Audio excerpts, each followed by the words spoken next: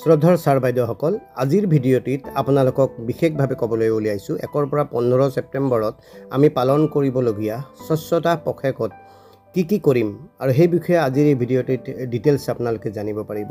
আপোনালোক সকলোৱে নিশ্চয় জানে যে স্বচ্ছতা পষেকৰ কাৰ্যসূচী 2016 চনৰ পৰা আমি বিদ্যালয়সমূহে পালন কৰি আহিছোঁ বিভাগে দিয়া বিভিন্ন নিৰ্দেশনা। প্ৰতি বছৰ ছেপ্টেম্বৰ মাহৰ 1 তাৰিখৰ পৰা 15 তাৰিখলৈ পালন কৰা এই স্বচ্ছতা পষেকৰ কাৰ্যসূচীত বিদ্যালয়সমূহৰ পৰা ছাত্ৰ ছাত্ৰী, শিক্ষক শিক্ষয়িত্ৰী, পৰিচালনা সমিতি, মাতৃগোট, স্থানীয় স্বেচ্ছাসেৱী সংগঠন আদি অংশগ্ৰহণৰ দ্বাৰা ব্যাপক সচেতনতাৰ বাবে ব্যৱস্থা গ্ৰহণ কৰি থকা হৈছে। ভাৰত চৰকাৰৰ জলশক্তি দপ্তৰৰ তৰফৰ পৰা যুগুতাই পঠিওৱা এক পষেকজোৰা কাৰ্যসূচীসমূহ আমি দৈনিক ভিত্তিত বিদ্যালয়সমূহত আমি পালন কৰি আহিছোঁ। এই কাৰ্যসূচীসমূহত পালন কৰিবলৈ আমি বিভিন্নজনক আৰু বিদ্যালয়সমূহক আমি আহ্বান জনাইছোঁ। বিদ্যালয়ৰ ছাত্ৰ ছাত্ৰী, শিক্ষক কৰ্মচাৰী, মাতৃগোট আদিৰ উপস্থিতিত স্বচ্ছতাৰ শপত বাক্য পাঠ কৰাব লাগিব। SMC, SMDCৰ সভা অনুষ্ঠিত কৰি অথবা শিক্ষক অভিভাৱকৰ সৰু গোটত সভা আলোচনাৰ আয়োজন কৰি সঠিকভাৱে হাত ধোৱা, স্বাস্থ্যসন্মত বিধিসমূহ পালন কৰা, সুচল অনাময় ব্যৱস্থা নিশ্চিত কৰা, পৰিষ্কাৰ পৰিচ্ছন্নতা বজাই ৰখা আদিৰ বিষয়ে উচিত সিদ্ধান্তসমূহ গ্ৰহণ কৰি নিজৰ আৱাসগৃহ আৰু বিদ্যালয়সমূহৰ অভ্যাসনৰ কাৰণে সকলোকে উৎসাহিত কৰিব লাগিব। শিক্ষক শিক্ষয়িত্ৰীসকলে বিদ্যালয়ত খোৱা পানী, অনাময়, হাত ধোৱা ব্যৱস্থাৰ নিয়মীয়া নিৰীক্ষণ কৰি প্ৰয়োজনীয় মেৰামতি সামগ্ৰী যোগানৰ বাবে SMC, SMDCক অৱগত কৰিব লাগিব। ছাত্ৰ ছাত্ৰীসকলৰ মাজত বক্তৃতা, শ্লোগান, কবিতা লিখা, চিত্ৰাংকন, বিভিন্ন ধৰণৰ কুইজ, মডেল প্ৰস্তুত কৰা আদি প্ৰতিযোগিতাসমূহ আমি অনুষ্ঠিত কৰিব লাগিব। স্বচ্ছতা কাৰ্যসূচীৰ ফটো, ভিডিঅ' আমি CRCCৰ যোগেদি আৰু জিলালৈ প্ৰেৰণ কৰিব লাগিব আৰু জিলাই সেইবোৰ বিভিন্ন উচ্চপদস্থ বিষয়ালৈ, উচ্চপদস্থ কাৰ্যালয়লৈ প্ৰেৰণ কৰিব। বিদ্যালয়ৰ ছাত্ৰ ছাত্ৰী, শিক্ষক কৰ্মচাৰী সকলোকে জড়িত কৰা এই স্বচ্ছতা পষেকত আমি 1 তাৰিখৰ পৰা 15 তাৰিখলৈ অৰ্থাৎ 1 ছেপ্টেম্বৰৰ পৰা 15 ছেপ্টেম্বৰলৈকে আমি প্ৰতিদিনে কি কাৰ্যসূচী পালন কৰিম সেই বিষয়ে এতিয়া আপোনালোকক বিস্তৃতভাৱে ব্যাখ্যা কৰিবলৈ ওলাইছোঁ। আপোনালোকে যদি ছাৰ বাইদেউসকল প্ৰথমবাৰৰ বাবে মোৰ চেনেলটিত আহিছে, চেনেলটি ছাবস্ক্ৰাইব কৰিব আৰু বেল আইকনটো দবাই থ'ব যাতে এই ধৰণৰ কিবা ভিডিঅ' দিলে আপোনালোকে পোনে পায়। স্বচ্ছতা পষেকৰ প্ৰথম দিনৰ কাৰ্যসূচী অৰ্থাৎ 1 ছেপ্টেম্বৰত আমি কৰিব লাগিব স্বচ্ছতাৰ শপত গ্ৰহণ দিৱস। উক্ত দিনা আমি স্বচ্ছতাৰ বিষয়ে শপত গ্ৰহণ কৰিম। বিদ্যালয়ৰ ছাত্ৰ ছাত্ৰী, শিক্ষক শিক্ষয়িত্ৰী, কৰ্মচাৰী, SMC, মাতৃগোট আদিয়ে লগ হৈ স্বচ্ছতাৰ শপত গ্ৰহণ কৰিব। স্বচ্ছতা পষেকৰ প্ৰথম দিনটোৰ কাৰ্যসূচীত আমি শপত বাক্য পাঠ কৰিব লাগিব আৰু এই শপত বাক্য পাঠ অনুষ্ঠানত বিদ্যালয়ৰ ছাত্ৰ ছাত্ৰী, শিক্ষক শিক্ষয়িত্ৰী, কৰ্মচাৰী, বিদ্যালয় পৰিচালনা সমিতি, মাতৃগোট আদিৰ উপস্থিতিত আমি শপত গ্ৰহণ কৰিম। আমি শপত গ্ৰহণ কৰিম এনেদৰে: আহক আমি বিদ্যালয়খনক পৰিষ্কাৰ পৰিচ্ছন্নতাৰে নিৰাপদ, সুৰক্ষিত আৰু সকলোৰে বাবে আনন্দদায়ক স্থান হিচাপে নিশ্চিত কৰিবলৈ প্ৰতিজ্ঞাবদ্ধ হওঁ। আমি আমাৰ ঘৰখনৰ দৰেই বিদ্যালয়খনিও সুন্দৰকৈ সজাই ৰাখিম। পৰিৱেশ বিনষ্ট কৰা আৰু স্বাস্থ্যৰ হানি কৰা সকলো বৰ্জনীয় পদাৰ্থ পৰিহাৰ কৰিম। আমি য'তে ত'তে আৱৰ্জনা আৰু থু-খেকাৰ নেপেলাম।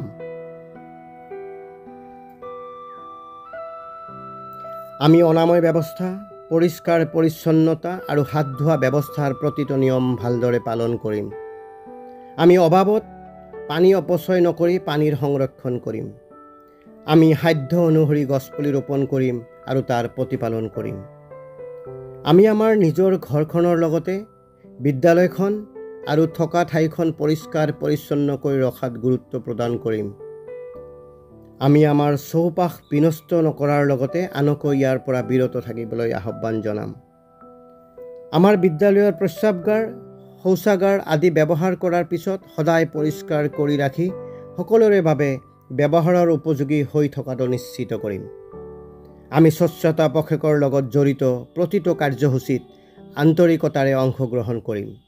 নিজেও সজাগ হ'ম আৰু ৰাইজৰ মাজতো সজাগতাৰ সৃষ্টি কৰিম বুলি আজি শপত গ্ৰহণ কৰিলোঁ।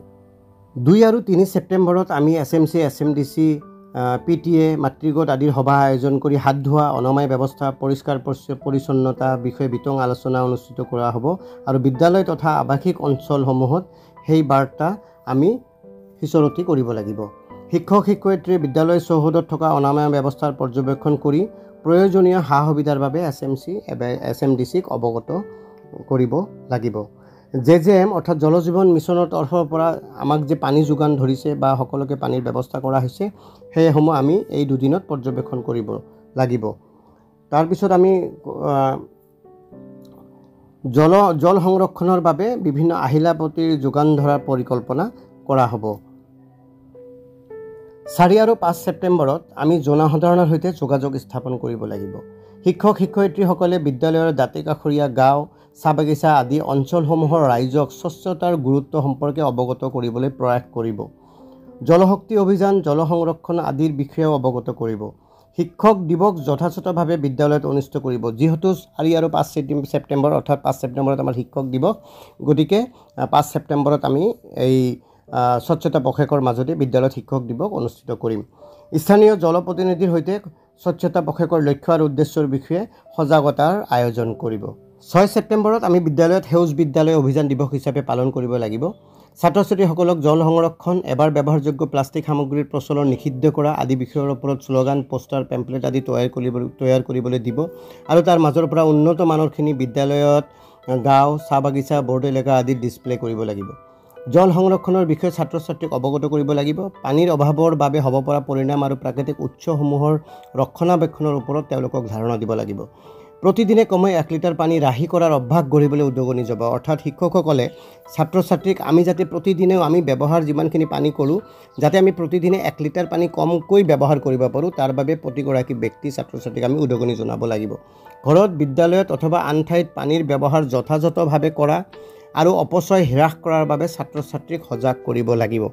6 তাৰিখে বিশেষভাৱে আমি এই সেউজ বিদ্যালয় দিৱস এনেদৰে পালন কৰিব লাগিব। 7 আৰু 8 ছেপ্টেম্বৰত আমি স্বচ্ছতাৰ অংশগ্ৰহণ দিৱস হিচাপে পালন কৰিম। পৰিষ্কাৰ আৰু উপযুক্তভাৱে ৰক্ষণাবেক্ষণ দিয়া শৌচাগাৰ, প্ৰস্ৰাৱগাৰ আৰু বিদ্যালয়ৰ চৌহদৰ মাজৰ পৰা মণ্ডল আৰু খণ্ড পৰ্যায়ৰ শ্ৰেষ্ঠতাৰ বাবে প্ৰতিযোগিতা অনুষ্ঠিত কৰিব। স্বচ্ছতাৰ বিষয়সমূহক সামৰি ৰচনা, কুইজ, পেইণ্টিং, বিভিন্ন ধৰণৰ কবিতা, শ্লোগান আদি প্ৰতিযোগিতা অনুষ্ঠিত কৰিব লাগিব। স্বচ্ছতাৰ প্ৰয়োজনীয়তাৰ লগত জড়িত বিষয়সমূহৰ ওপৰত তৰ্ক প্ৰতিযোগিতা অনুষ্ঠিত কৰিব লাগিব। অৰ্থাৎ এই দিনটোত আমি বিশেষভাৱে আমি বিভিন্ন প্ৰতিযোগিতাৰ আয়োজন কৰিম। 9 আৰু 10 ছেপ্টেম্বৰত আমি হাত ধোৱা দিৱস হিচাপে পালন কৰিম। এই দুদিনত আমি দৈনন্দিন জীৱনত সঠিকভাৱে হাত ধোৱাৰ গুৰুত্ব সম্পৰ্কে সজাগতা বৃদ্ধি কৰিব লাগিব। খোৱাৰ আগত আৰু পিছত চাবোন ব্যৱহাৰ কৰি সঠিকভাৱে বিভিন্ন ষ্টেপসমূহ ফ'ল' কৰি যে আমি হাত ধুব লাগিব, সেই বিষয়ে আমি তেওঁলোকক অৱগত কৰিব লাগিব।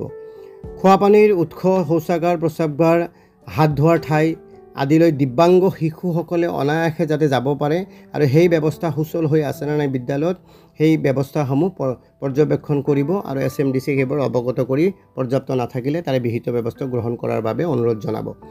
বিভিন্ন উৎসৰ পৰা ব্যৱহাৰ কৰা পানীৰ অপচয় হৈছে নেকি আৰু তাক নিৰীক্ষণ কৰি ছাত্ৰ ছাত্ৰীক সেইবোৰ শিকাব। 11 ছেপ্টেম্বৰত ব্যক্তিগত পৰিষ্কাৰ পৰিচ্ছন্নতা দিৱস। ছাত্ৰ ছাত্ৰী, কৰ্মচাৰী, SMC, SMDC, মাতৃগোট আদিৰ কাৰণে দৃশ্যশ্ৰব্য মাধ্যম ব্যৱহাৰ কৰি পৰিষ্কাৰ পৰিচ্ছন্নতাৰ বিষয়ে অৱগত কৰিব। যদি কোনো বিদ্যালয়ত দৃশ্যশ্ৰব্য মাধ্যম স্থায়ীভাৱে নাথাকে, তেতিয়াহ'লে শিক্ষক শিক্ষয়িত্ৰীসকলে নিজৰ মোবাইল ব্যৱহাৰ কৰি, লেপটপ ব্যৱহাৰ কৰি, টেবলেট ব্যৱহাৰ কৰি সেইবোৰৰ যোগেদি আমি SMC, SMDC ছাত্ৰ ছাত্ৰীক বিভিন্ন ধৰণৰ ভিডিঅ' আদি দেখুৱাব লাগিব। ছাত্ৰ ছাত্ৰীসকলক সঠিকভাৱে নখ যে কাটিব লাগে, নিতৌ পৰিষ্কাৰ পানীৰে যে গা ধুব লাগে, পৰিষ্কাৰ সাজ পোছাক যে পিন্ধিব লাগে, মুকলি ঠাইত থু পেলাব নালাগে, সেই অভ্যাস কেনেকৈ গঢ়ি তুলিব পাৰি সেই বিষয়ে ল'ৰা ছোৱালীক শিকাব। পৰিষ্কাৰভাৱে শৌচাগাৰ, প্ৰস্ৰাৱগাৰ ব্যৱহাৰ কৰাৰ বিষয়ে ল'ৰা ছোৱালীক অৱগত কৰিব। দৈনিক দুবাৰকৈ দাঁত ব্ৰাছ কৰি পৰিষ্কাৰ কৰিবলৈ পৰামৰ্শ প্ৰদান কৰিব।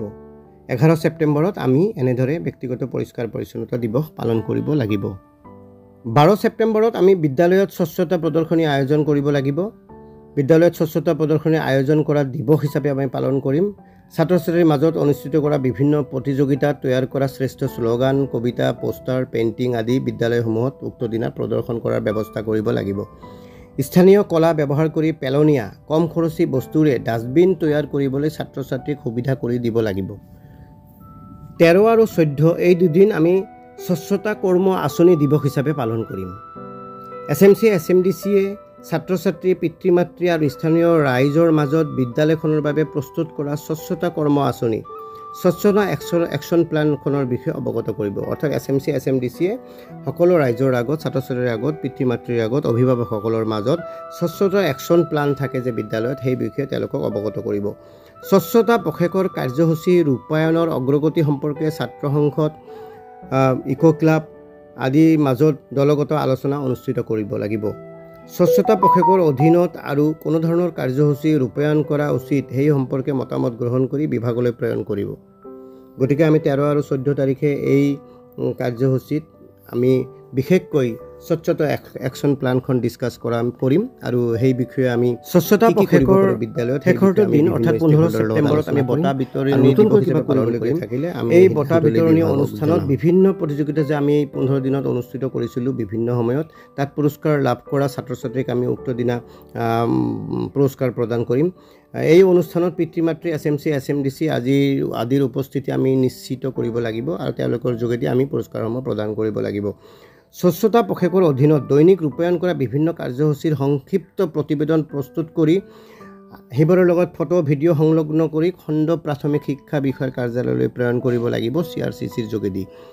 আৰু আপোনালোকে জানে যে এই 15 দিনৰ বিভিন্ন কাৰ্যসূচী, 15টা দিনৰ বিভিন্ন কাৰ্যসূচীৰ ফটোসমূহ আমি জিঅ'টেক ফটো আৰু সৰু সৰু ভিডিঅ' লৈ আমি CRCCৰ যোগেদি ব্লক আৰু জিলা পৰ্যায়লৈ প্ৰেৰণ কৰিব লাগিব। আপোনালোকে জানে যে স্বচ্ছতাৰ বাবে বঁটাও প্ৰদান কৰা হয়।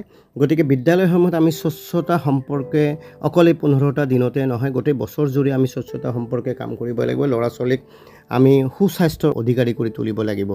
আশা কৰোঁ আপোনালোকে স্বচ্ছতা পষেক সম্পৰ্কে বিস্তৃতভাৱে বুজি পাইছে। যদি আৰু কিবা বুজিবলৈ থাকে তেতিয়াহ'লে আপোনালোকে কমেণ্ট বক্সত কমেণ্ট কৰিব আৰু মোলৈ কিবা প্ৰশ্ন থাকিলে জনাব। মই যথাসম্ভৱ উত্তৰ দিবলৈ যত্ন কৰিম। আপোনালোকৰ বাবেই, আপোনালোকৰ মৰম চেনেহতেই ভিডিঅ'বোৰ বনাই আছোঁ। ছাবস্ক্ৰাইব কৰি দিব। আপোনালোকৰ সুস্বাস্থ্য কামনা কৰিছোঁ। আপোনালোকে সুখে থাকক, ভালে থাকক। জয় আই অসম, জয় হিন্দ।